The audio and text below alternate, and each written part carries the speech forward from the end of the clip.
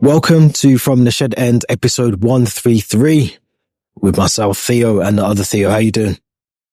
Good, yeah, it's Friday. I was usually we always used to record on Fridays, and now we're a bit more volatile with when we record on the weekend, but I'm always in a good mood on Friday. And it's actually quite sunny and mild in London this week, which has been a nice little change for the weather. So yeah, looking forward to making my first trip to Anfield on Sunday for the game, and then looking forward to my trip to Athens next Wednesday. So a lot to look forward to the next couple of weeks. So yeah, I'm in a good mood. How are you doing? Yeah, I'm good. I'm glad the Premier League's back, or football in general. When I say football, I mean not international football, but no, I'm good. You know, like you, looking forward to the football. Yeah, first time for you at Anfield. You'll have some stories for the next pod, I'm sure. I know obviously you've been to Goodison before, but yeah, just non-Liverpool, non-Scousers will know that it's a bit of a eye-opener when you walk towards Anfield. So, yeah, I'm sure you have some stories to tell. But, yeah, I'm good. So before we get into the episode, as always, please make sure you subscribe, make sure you like the video, subscribe to the YouTube channel. The subscribers are creeping up slowly. We are on that small journey to 500 subscribers. So if you haven't done so already, make sure you hit that subscribe button before you leave, and also leave your thoughts in the comments as always. Just get involved in the conversation. Now, let's start with some sort of Chelsea-related news, but not Chelsea-related news. Appointment early this week of Thomas Tuchel as the England head coach on an 18-month contract that starts from January the 1st, which means that Lee Carsley will take the next set of England fixtures, I think, as you said earlier, November, Nations League. It's caused a lot of uproar, this seems to have caused a lot of, I don't want to say uproar, I don't think uproar is the right word, idiotic people coming forward and voicing their opinions. Whether they're right or wrong, it's up to them. But what's your thoughts on Thomas Tuchel, obviously German national, appointed England head coach? I'm absolutely buzzing with the news. I don't understand any part of the reasoning why some people would be upset about it. Mainly, I'm a Chelsea fan and I'm also an England fan, so I know all about Tuchel from his time at Chelsea. I know that he's a very, very good, tactically astute manager, and also he proved to be a really good knockout football manager as well. From his time getting us to the Champions League quarterfinals in his second season, and if I'm not mistaken, was it the Carabao Cup final, FA Cup final? Yeah, twice, I think. Definitely Cup, I think, yeah. Yeah, League Cup and FA Cup in the same season. But yeah, he's kind of really showed that he knows how to handle these kind of knockout football games. And for me, he's just the perfect man for the job. When you look at kind of who was available to England, at the time, I know there was a lot of controversy around Gareth Southgate's appointment in 2016. Yeah, but in my opinion, it did make sense at the time. And he did well with the squad he had. He got us to a Euros final twice, a World Cup quarter final. I think what he really changed from the previous time England managers is he really brought the team together. Yeah, and he kind of brought all these players from different teams, whether that be Liverpool, Chelsea, United, Palace, City, and he brought them together, and he really could see that strong squad cohesion, which was something that we never saw under maybe the Sven-Goran Erikssons, the Fabio Capellos, Steve McLarens. So I think he did that really well. But I think Tuchel will now go one step above what Southgate did, because I think we've got the squad to win silverware, but maybe we didn't have the manager at the time to win silverware. We saw it against Italy in the Euros final in 2021. We maybe saw it against Spain this summer, because I think on paper we've got as good of a squad as Spain, if not better. Yeah. So I think now Tuchel's that manager who can take us to that step above where Southgate took us with. And yeah, I think a lot of people are complaining that he's not got a British passport. He's not British, which for me is absolutely stupid, because if you look at the other candidates or the other available managers that are British, you're left with Graham Potter, who Chelsea fans would know. Maybe he isn't quite the manager we thought he would prove to be while he was at Brighton. Yeah. We're left with Frank Lampard as well, who for me is a brilliant man manager, but maybe not so much footballing. I think he still needs to kind of have a couple club positions before really cementing himself as a manager that can maybe come back to Chelsea or lead England to a World Cup. Or you're left with someone like Eddie Howe, who's currently in the job at Newcastle, doing a really good job, potentially got no reason to leave. I do really like Eddie Howe's profile, and compared to the Potters and And then Lampard, I really like how he took a break between his time between Bournemouth and Newcastle, and apparently went out to Atletico Madrid to learn under Diego Simeone and kind of learns, how to develop his football knowledge in another city and another country, because that's a lot of the issue we see in England managers. Maybe Potter actually did go to Sweden. I know Roy Hodgson spent some time in Italy, Sweden and Finland, if I'm not mistaken.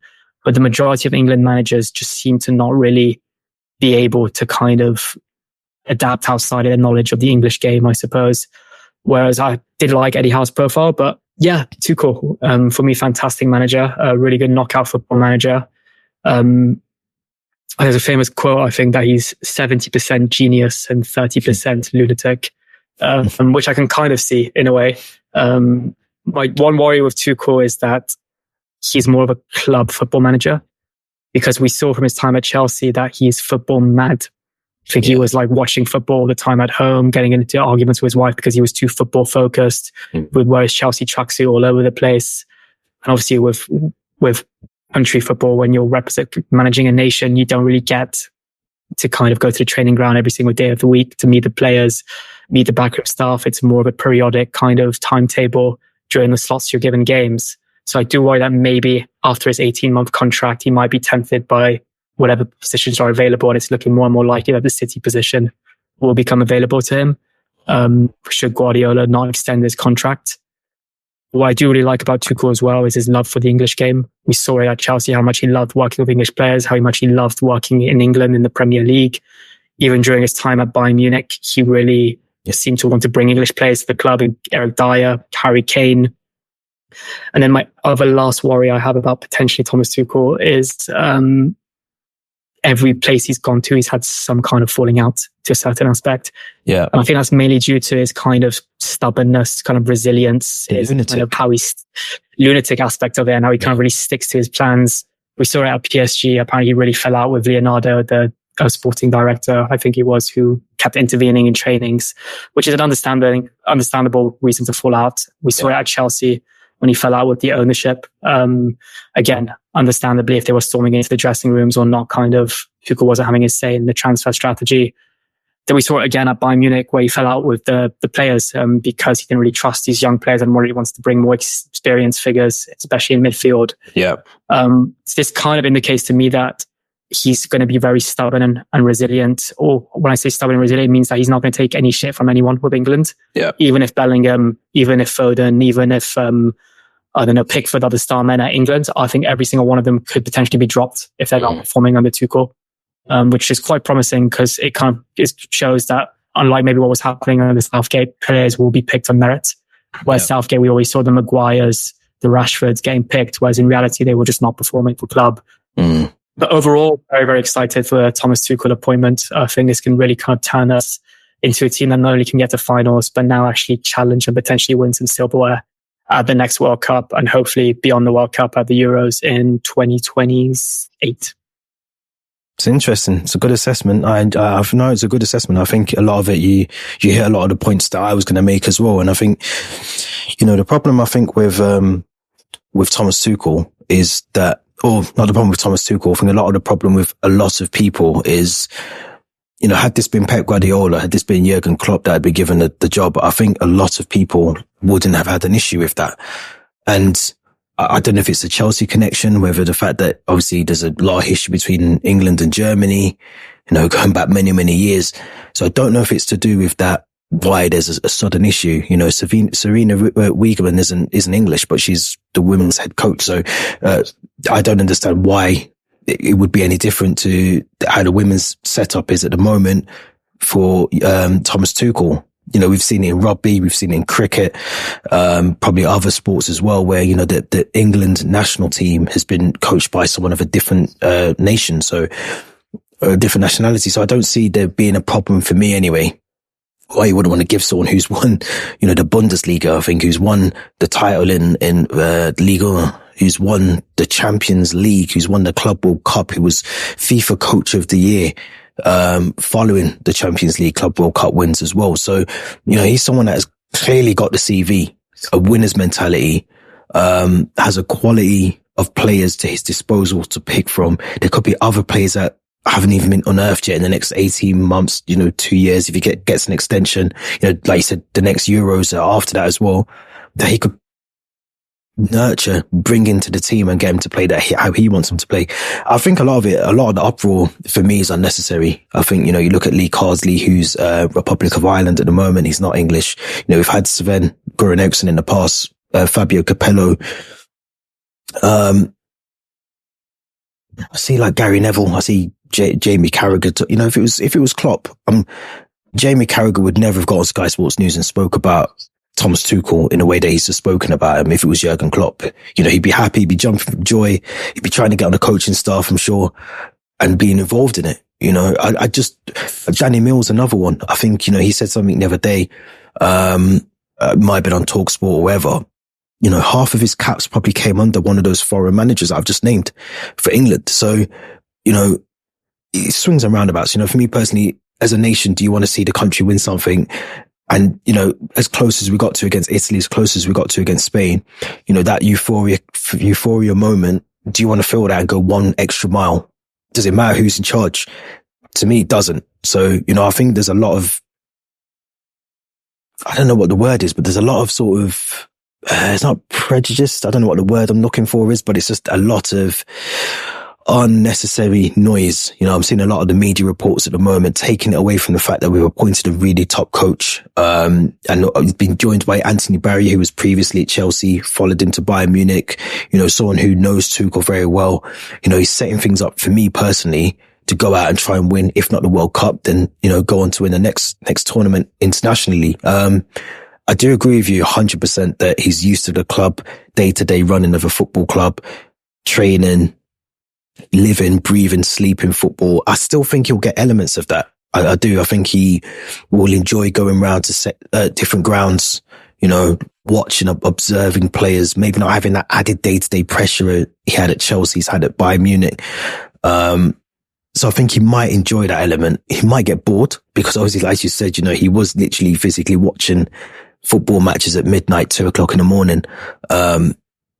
So you might miss that part of it. But at the same time as well, I think he's the right man. I don't think Eddie Howe could have that job right now. Eddie Howe's come out and said that no one's approached him from the FA for an interview or for any sort of discussions. Graham Potter, I think, would be the wrong appointment just because of what his experience at Chelsea and how he handled that situation. I think he needs more club level, like you said. Frank Lampard, again, I think his role isn't managerial head coach, Frank Lampard. I think he's more technical director somewhere. I think he spots talent really well. I personally think he's a manager, so I wouldn't want to see him do it. I said yesterday on the video that I put out about Steven Gerrard, I mean, he's got the best win percentage out of all of the names we've mentioned, but if you look at where he's probably getting that win percentage right now, it's in the Saudi Pro League, which probably isn't the best of football at the moment. So yeah, I think Thomas Tuchel for me is the right appointment. Yeah, no, I kind of echo what you said about all the kind of TV pundits kind of being a bit umming and ahhing about whether they think it's the right decision. And I was listening to a podcast with Gary Lineker, and he was mentioning that he didn't really directly say it, but I could kind of gauge from his tone of voice and kind of the direction he was heading in that he really kind of wanted to give maybe Lee Carsley more time. But he ruled himself out because he knew what was coming. Yeah, he did. And I think a lot of these pundits and kind of people that watch football, they've seen what Spain have done with Luis de la Fuente, who was the under-21 coach. Yeah, they've seen what Argentina have done with their manager, Scaloni. Is that his name? I think. Scaloni, Lionel Scaloni. He was the youth coach and then won Argentina the World Cup. But I just feel like it's not the right approach, copying what other countries have done in their blueprints. I have seen kind of Carsley bring in the likes of Madueke, Angel Gomez, Anthony Gordon, and these kind of players he worked at youth level into the team and embed them, which I like seeing. But at the same time, I don't think Carsley had enough experience personally. And got to see that against Greece. We saw that against Greece, exactly. And I feel like because he knew that he didn't have that job, he just thought he'd experiment and play an ultra-attacking lineup. And that's not a discredit to Greece, sorry. That's not like discredit. I'm not discrediting Greece because they played extremely well, but not to start with a striker was probably his downfall. Yeah. And also, and I feel like when you compare someone like Lee Carsley to Tuchel, it's a bit of an insult to Tuchel, if I'm honest. So you look at their CVs, there's no comparison. And then I was listening to another podcast with Raphael Funigstein, I think his name is, Raphael Honigstein, who's a Bundesliga or German football expert. And he was kind of like really analysing Tuchel and the person he is and why he'd be the right approach for England. And apparently his appointment as the England manager has been really well received in Germany. And a lot of people are really proud of him. A lot of really proud of where, German football managers or what they've achieved overseas. So I think that really shows the kind of contrast between how English people are perceiving it compared to maybe German people perceiving it. And the same people that are complaining now about the fact Tuchel doesn't have a passport will be praising him and probably wanting to knight him as soon as he gets anywhere near winning us a World Cup or Euros.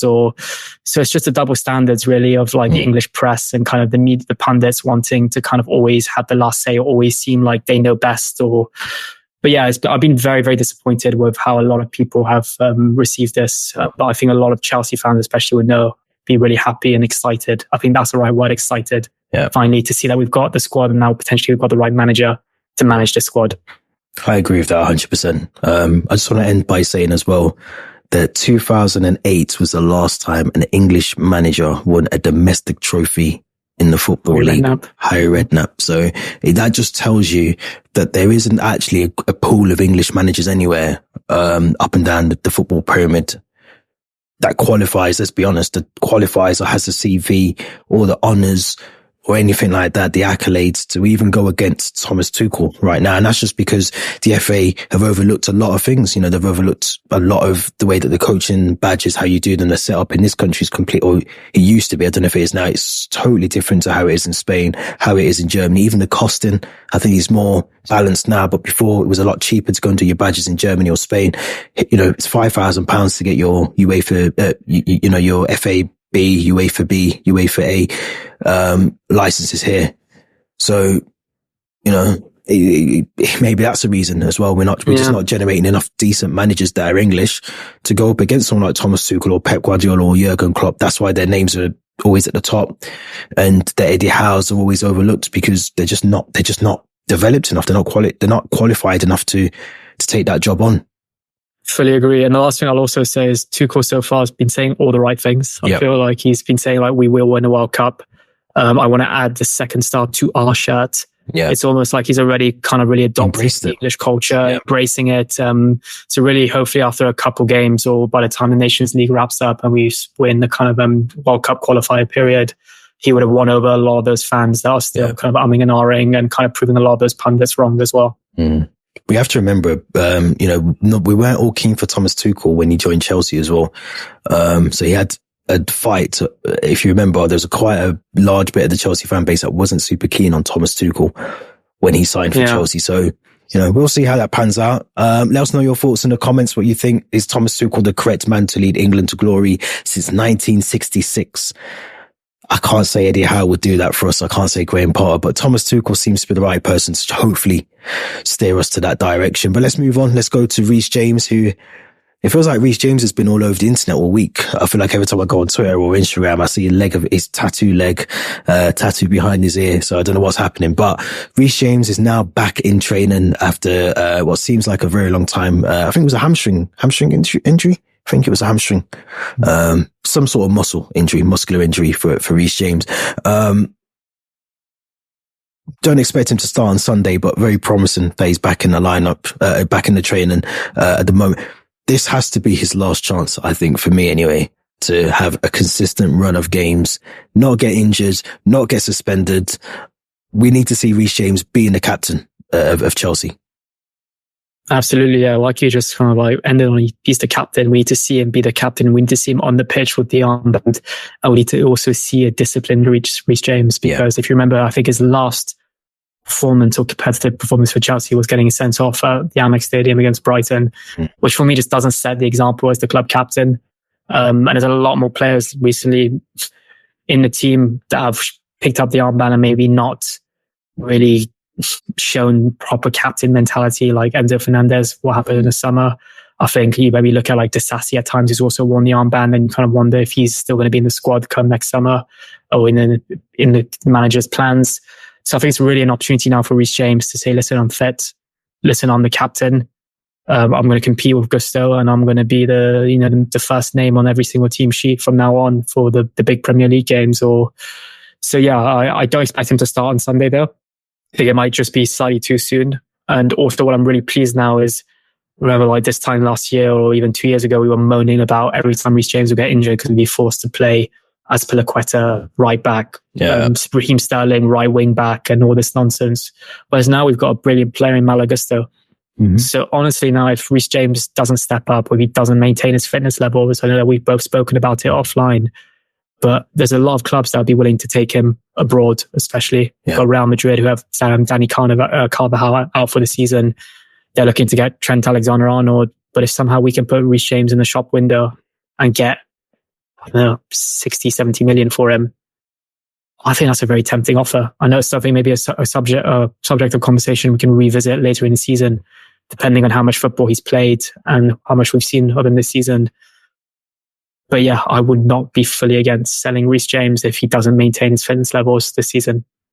I agree with that. I think he's had so many chances that the sort of, opportunities given to him to be able to try and get himself fit and stay fit. And even when he has been fit, like you said, the Brighton game, there's been a couple of other moments where he potentially could have been sent off or picked up a silly yellow card, and not just him. There's been other players that have done that throughout the seasons so far. But I'm sure I read a stat the other day that since his official announcement as official captain, which would have been August 23, he's captained the side 4 times, which it's just not good enough. As a captain, even leadership on the pitch is key, and I think you said before, Disasi's hasn't really looked the part. Enzo Fernandez, to credit him, off-field stuff, you can't take that away what he did, but on the pitch, he does seem to have a bit about him in terms of a captaincy. I just want to see him play games, consistent run of games. I think ideally you don't want to see him out of the team now. If he can get himself back, because there's a question as well, he doesn't just walk back into that right back position because Malo Gusto has played so well. The question for me is he now has to not only train well, he has to also train well enough to then give himself an opportunity to get into the squad. I can't remember if he's part of the Conference League squad. I'd assume he might be, but if he is, give him some minutes there. If he's not, look at maybe the League Cup or when the FA Cup starts up, give him some minutes there. But there's no guarantee he just walks back into that squad, regardless of being the captain, I suppose. Is that a question, I suppose, that Chelsea fans should be asking? 100%, yeah. I think he doesn't necessarily walk back into this team. We've been playing actually really well this season, and that's been without Reece James. And I think Malo Gusto has been one of the main reasons why. Mm-hmm. The one thing I will say is at times we've been forced, I think, to play Malo Gusto in the cups, in the Conference League and the Premier League, because we don't have that much depth at right back. I know we've got, I think Josh Ashram-Pong can play there as well. We've been forced to play Disasi. We've been forced to kind of reevaluate kind of Gusto's minutes. So I think it's a good opportunity to maybe rotate between Reece James and Malo Gusto. And I think it's a good dilemma for Maresca to have as well, because do you play your club captain or do you play the guy who's been playing really well so far this season? And like I've been saying for a lot of the players this season, like Joao Felix, like Nkuku, and whoever else, it's healthy competition for a few of them, which I think since Gusto's arrived at Chelsea, he hasn't really had someone to properly compete with at times. So I think it's a good competitive battle between the two. But I would not be surprised as well come like end of November, beginning of December, we're sat here again discussing Reece James's latest injury at the same time. So another hamstring. Another one, yeah. You've touched on something earlier as well around, potentially selling Reece James. I wouldn't be against that at all. I really wouldn't. Yeah. I know obviously Carvajal is out. I think he's on his cruciate, so he's out for the season. But there's also Barcelona that I think are interested. I think Trent will stay at Liverpool. I think he'll get a deal done. I think he wants to stay. I think he wants it to be the right money for him. He wants, everything set up correctly for him. But I think and I'm sure I sent you a tweet maybe last week about Reece James. It wasn't for health reasons. It was something like he wants to move abroad for something. I can't remember what it was now. There was a tweet that football reasons, or something like, I can't remember. Yeah, it was something like party time. Almost saying like, I just want some sun and sea and sand, and it just sounded like he just wanted to go to a nice, warmer country. We kind of felt it for his like social media activity. Like he's been putting a lot of like cryptic stories about maybe issues that are happening off the pitch. So potentially it could be like a fresh start for him to live abroad. I think Benfica was the other club that was listed in that tweet. So it sounded like Barcelona, Lisbon, 2 cities where it's quite a lot of vitamin C, where you're getting a lot of sun. And also it's a good opportunity to just reset, play your football elsewhere, get out of the limelight of the English media and press. And Conor Gallagher's done that. Conor Gallagher's the perfect example for Kaya Tomori in Milan as well. Loftus-Cheek, Abraham, a lot of these players have excelled abroad, English. So he's seen that, and I still think he's quite close to a lot of that crowd as well. So they've probably been like murmuring stuff in his ears, being like, life is better abroad. You should maybe consider it. Yeah. But I'm not against the idea at all. I think this time last year I was really like, no, he's our captain. We need to trust him. We need to back him. Whereas now I'm a bit like, I'd give him until the end of this season. If I still don't see him on the pitch, if I still don't see him wear the armband, then Madrid, Barcelona, Benfica, make your best offers. Mm-hmm. Got a question for you actually before we move on. So if we do sell him, it looks like Ben Chilwell, even after today, Maresca has basically said that Ben Chilwell hasn't been well, so he's not been training. So clearly Ben Chilwell still isn't in the plans anyway. We know that. Who would you put as your captain, your confirmed captain, if Reece James was to leave in the summer? Who could, and this is obviously, we don't know who we might bring in the summer, but if we've got the same squad, we don't bring anyone in, who out of that lineup would you say is the clear front runner to replace Reece James as captain? I think there's numerous things you have to consider. You have to consider language. You have to consider experience. You have to consider what the club means to this player. So maybe potentially, I know that's maybe why we gave it to Reece James, but a player that's come through the academy and through the ranks at the club. So I think the player that kind of meets all that criteria for me is Levi Colwill. I think he's Cobham Academy. He's played in England now long enough to know what playing in the Premier League is. He's went out on loan at Huddersfield and Brighton before being at Chelsea.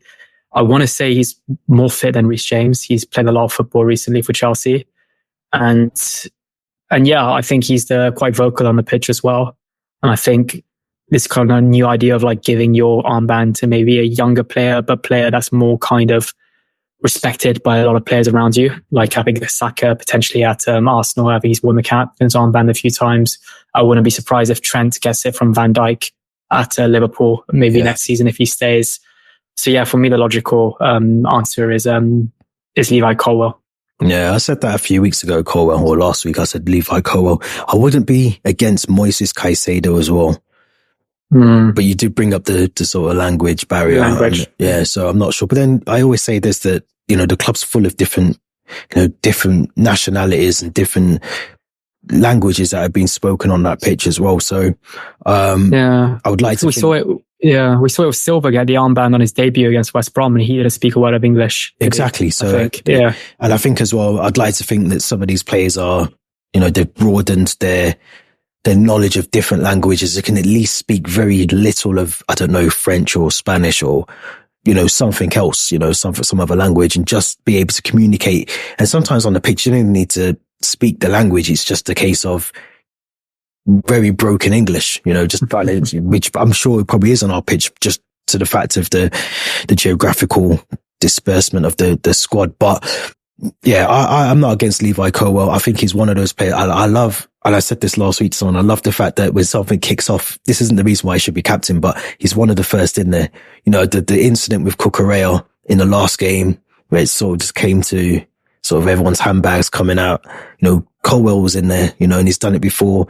He just needs to stay calm. Sometimes as captain, you want to be the person to try and maybe calm things down as opposed to be in the middle of it all. But, or maybe do what Cole Palmer did in that situation and just sit down on the pitch and wait for it to stop. But I would not be against Levi Colwill at all. I think he's you can see leadership qualities in him.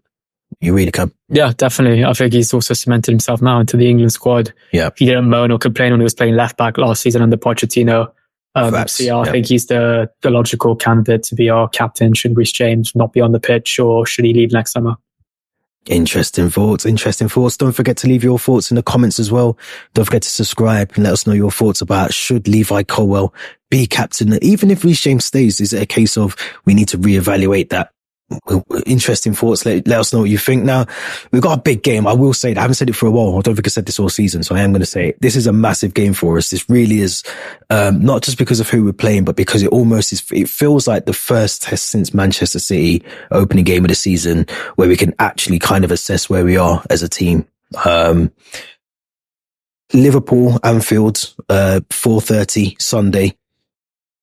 Now, they do have some issues of their own. Obviously, Alisson will miss this game. But they still have a strong squad. They've got Diaz in form, Jota in form. We know what Mo Salah's about. Trent, Gravenberg is in the best form of his life, playing as a 6 alongside McAllister.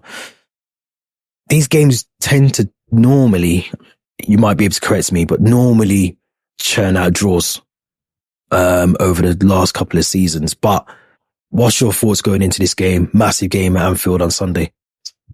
Huge game, huge game. And I feel like you said it since the match week 1 of the Prem when we played Man City at home. I don't think we've had a proper top 6 team. Yeah. Or team. We haven't even played Newcastle, Villa yet. So we haven't had a real test since then. So I think this is going to be a really interesting one, especially away from home. And same thing with Liverpool. I think they haven't had a real test in the Premier League. They played United, but I don't really consider that a real test anymore. And then maybe the one game that kind of caused a bit of problems for them was the Forest game at home where they lost 1-0, which just showed that they are beatable. They are a beatable team. I know they got good results against Bologna and Milan in the Champions League as well. And like you said as well, the last few seasons, this form aside, we've always seemed to just drawn with them 0-0s. I think in the cup finals as well, it's gone to 0-0 and it's gone to extra time and then penalties. Last season, maybe the one exception where it was a 1-1 draw at Stamford Bridge. Then we got battered 4-1, I think, at Anfield. Yeah. And then in the League Cup final, it was 0-0 extra time. Then Van Dijk in the dying seconds. Although we should have won that.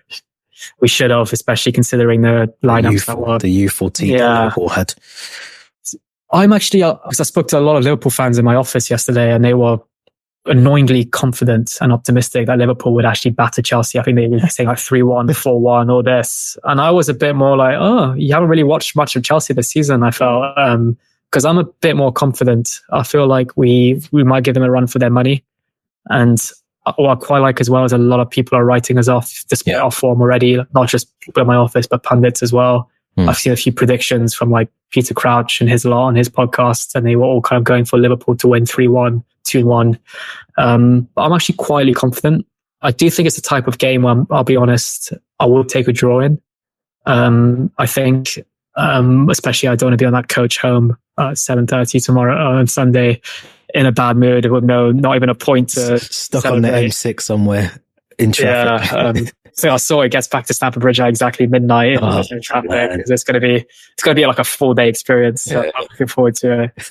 But yeah, I would potentially take a draw. And also I think, Maresca and Slot, despite their amazing starts, they still got a lot to prove as well. So I think this is the type of game where they can prove that, I'm the real man for the job. But yeah, quietly confident, I'm going to say. I am as well. I really am. I think I prefer to be the underdog in this situation, which we clearly are. I don't know why we are really, but, we both started the season well. We both had a couple of hiccups so far, but the key for us really is making sure defensively, which is a shame because we've had to tweak things now. Obviously, Fofana is suspended for this one. So the likelihood is that we'd hope that Tosin is preferred ahead of Dizazi and Badiashile. But we have to be tight at the back because Liverpool set up now where they gradually build up their play. And before you know it, that counter-attack is so aggressive that you just don't have time to prepare for it. So, Diaz, Szoboszlai as well, another one, Jota, as I mentioned, they're all crucial in the build up to the attacks. Salah, we know what Salah's capable of already, so we don't need to talk about that. But just in that midfield, again, we have to be ready for Ryan Gravenberg and Alex McAllister because they're both playing out their skins at the moment for Arne slot, and they should be favourites. Let's be honest, they should be favourites, but I'm impressed with how Nani Madueke started the season. He needs to stop shooting though.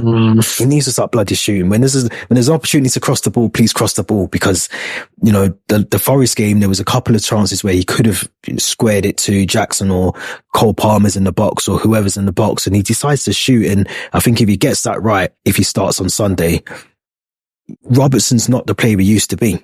So I think he'll have opportunities to get that ball in the box against Andy Robertson. We know Trent likes to get forward and invert into that midfield, and interesting if Slot gets him to do that on Sunday, whether he tries to say, no, just be a right back, because again, we'll talk about lineups shortly, but you'd assume whoever's playing on that left side will have a field day if he's not there defending, you know, tracking back and doing his job there. So, yeah, the 4-1 was painful last season. I think Conor Bradley actually played a really good game. Against us. Yeah. So is he still at Liverpool? Yeah, he's still there. Yeah, he's still there.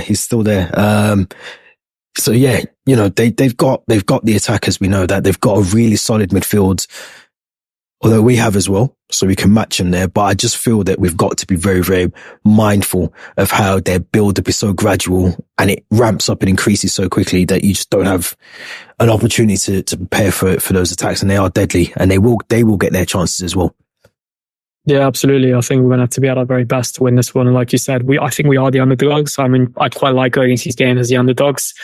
And you also expect Liverpool at home, regardless of the opposition, you'd expect them to always be the favourites. So I'm expecting a very, very tough game. And like you said, it might just be a question of being very defensively kind of solid. And like you said, Fofana out injured, which I think, not injured, very suspended. Yep. I think he was one of those players in the last few lineups we predicted or we preferred. We kind of sometimes omitted him simply because he does have a mistake in him sometimes. And also, if you really want to play these Liverpools where they've got likes of Canate, Van Dijk, who offer so much aerial threat, you need some height. You want some height, and Tossin's a tall guy. Yeah, I've seen him in the flash at Stamford Bridge. He is bloody tall. I tell you what. Yeah. So yeah, I think he was under the bridge the other day with Hall Cannon. I think. Yeah, seeing it. There's a doing some kind of like but yeah, I think Fofana suspended or not, I'm quite happy with including Tossin as my centre backs. Yep. But should we do our predicted lineups or preferred lineup? Should I say? Yep. Let's move over to them now. So I'll let you do yours first. Yeah, so I've got Sanchez as my goalkeeper. I think I keep repeating myself, but he's our Prem keeper. Whereas Jorgensen, who I think we haven't spoken about, has got quite a bad eye injury from what I've heard. So I'm not even sure he'll be on the bench, which he picked up with the Denmark under 21s. But yeah, Sanchez, I don't think he played against any of the Nations League's games against Serbia or I think it was Switzerland. Spain played. But put in probably a man of the match performance against Nottingham Forest 2 weeks ago. So yeah, he starts for me. Then I've got Renato Vega as my left back, which is a shame. I say shame because Cucurella's suspended for this one. Yeah. If you remember when we recorded a few weeks ago, we mentioned, I think, Caicedo and Cucurella as our most important players. I think so. You really would have wanted maybe a Cucurella in this game, but I'd really like the look of Vega so far. Especially as an inverted fullback as well. And he does offer quite a threat going up the pitch like we saw against Ghent. So he's my left back. Centre backs, can't explain them both previously, but I'll go with Colwell as the left centre back and Tossin as the right centre back. Gusto as my right back. Too early for Reece James, in my opinion. Now, this is one where I think might be a bit debatable, but I've gone with Caicedo, who I think will be my captain on the day even. And then the second holding midfielder is Lavia. I think he's had 2 weeks of Cobb now to really regain his fitness, train. And also, I think Enzo Fernandez, for me, when he recorded a separate episode mentioning what's his role at Chelsea, how can Maresca really get the best out of him. But also we have to consider that, similar to Caicedo, but I think Caicedo is less droppable in my opinion. But Fernandez, for me, has just travelled back from Argentina. He's going to be really fatigued after the international break. And we saw it against Bournemouth when I think he was out of the flu. We played really well, actually, in that kind of game, I think, with Vega and Caicedo as the midfielders. So I want to give a chance to Lavia. I'm still not fully convinced by him. I haven't really seen enough of him to kind of have an opinion yet. But I think this is the type of game where he can come in, hopefully make an impact. And I think there's no excuses now about his fitness because he's been training and he's back in the team. So that'll be my two midfielders. And then the front three with the striker kind of, is it is the same as we've seen so far this season, but it'd be Palmer as the 10. Logical decision. He's been probably one of our best players so far, best performing players. Yeah. Then I've gone with Sancho and Madueke on either side of him, and with Jackson up front. I've been tempted by Nkuku false 9, but I know that Jackson scored his first goal for Senegal on the international break against Malawi, I think, if I'm not mistaken. So hopefully a bit of confidence. But then again, Nkuku also scored against I'm not going to name the opponent actually, but so he'll be red hot as well. He's kind of an opportunity to really play. But again, what I've really been saying this season, this lineup gives so many options off the bench. Yeah, and it's almost cruel because I would not be surprised if someone like maybe Dewsbury Hall misses out being on the bench, or a Badiashile. But that's just been the story of the season. We've got so many good players or so many options that sometimes players, even if they're fit, just won't feature on the bench, unfortunately. No, it is unfortunate. It really is, because, even João Felix, Pedro Neto, they're players that would walk into many teams. So yeah, let me just quickly go through mine. There's not much difference. All I've done is swapped Nkunku for Jackson. So, I've gone for exactly the same line. But I do agree with the Lavia sort of shouts as well. I think that for me, we've got to give him a run of games to be able to assess. Because I thought he played really well against Man City as well. Opening game of the season, I thought he'd done really well. Probably man of the match on that day, if I can remember. But, we need to give him a run of games to see what he can do. I think we need to keep Jadon Sancho, Cole Palmer. I'm loving that sort of partnership that they're building centrally and on that left side as well. And like I said, if Trent is, which we like, he loves to get forward, with the ball. Even if he doesn't get forward, we know that Jadon Sancho has the quality to cause him problems on that right side, for Trent, because he's not the best defensively, and we know that. And just watching Sancho, the trickery, the quickness of the feet, the cutting in and out, the cutting in, sort of making havoc in that box. I think I wouldn't be surprised if, I'm trying to speak this into existence, so Chelsea fans, thank me if this happens, but if Trent could give away a penalty, because he's liable to do that with someone like with Jadon Sancho running towards him. Same for Madueke on the other side. I think Robertson's not the best anymore, so I would be exploiting and focusing on both left and right fullback throughout that game. I agree with you about tossing. I think not just from an aerial threat from Liverpool, I think from an aerial threat from our positions, from corners or free kicks as well. I think I'll be sending Tosin up every opportunity we get, because I think he's the one player that will cause a threat in that defence. I know Van Dijk will be there, I know Kanate will be there, but both of them, especially Van Dijk, has got mistakes in him, just like any other player. The reason I've gone for Nkunku is just because I feel this is a massive game for us. It really is. And I know Jackson started this season really well. You might be able to correct me. You are good with this. I'm sure he's got 7 goals and assists this season so far. Nicholas Jackson. Might be wrong there. Might be wrong. But Christopher Nkunku, for me, has to start this game.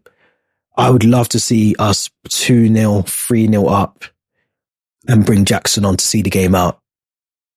I'd love to do that. I think I said this to you in the last episode. I'd hate to be against, when we was playing before Forest, I'd hate to be chasing the game and we bring on Christopher Nkunku and Jackson squandered a couple of chances. I'd hate for that to happen. I feel like Nkunku's a bit more clinical in front of goal. So I'd start him and bring on Jackson. Vega's going to be crucial. Renato Vega's going to be so crucial in this game. He's up against one of the world's best in Mo Salah. So he has to be switched on. I don't want to see him invert into that sort of midfield. I don't think he needs to. With Lavia and Caicedo there, I think he needs to just be a left back on Sunday and try and double up with Colwell on Mo Salah. So that's what I've gone with, but I don't know. It's interesting. Yeah, no, I don't mind that lineup. I've kind of just always been umming and ahhing between Jackson and Nkunku.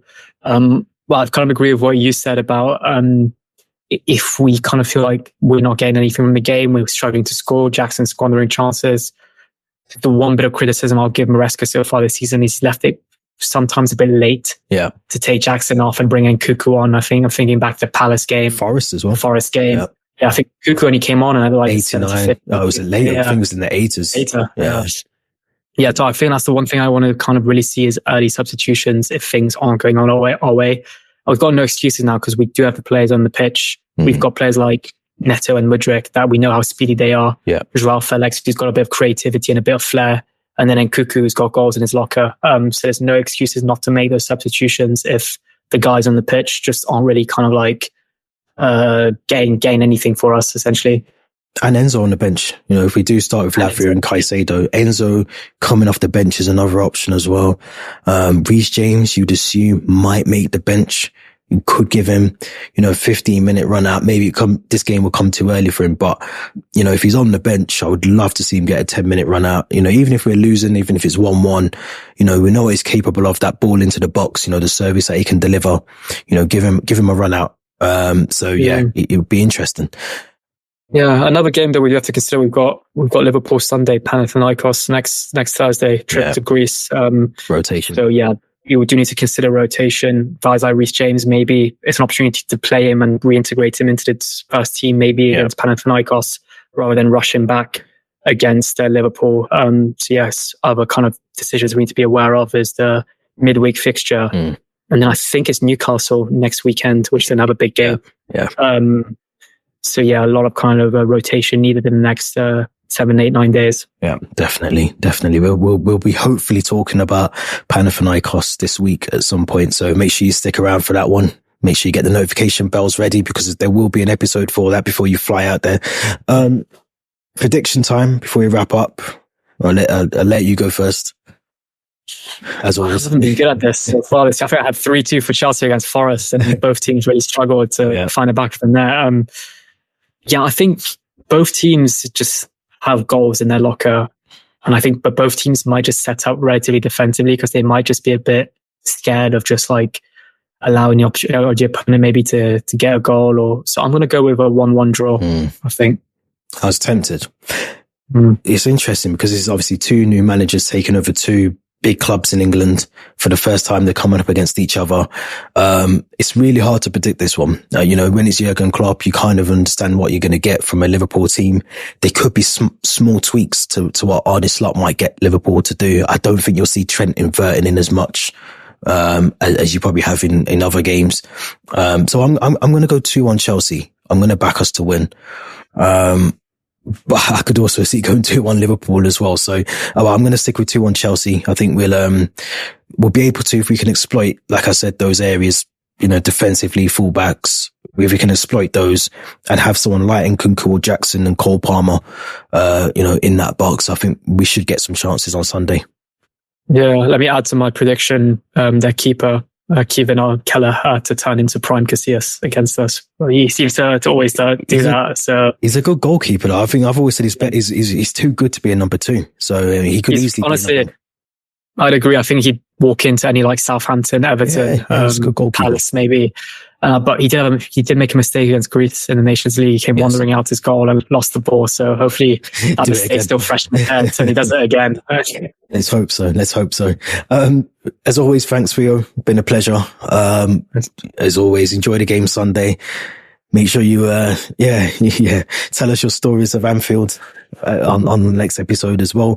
For anyone that's listening, make sure you subscribe to the channel. Make sure you like this video. Leave your thoughts in the comments and always make sure you hit that Linktree link in the description to go back to the audio podcast and the social accounts as well. And until next time, we'll be back soon. Enjoy the weekend when you get to it.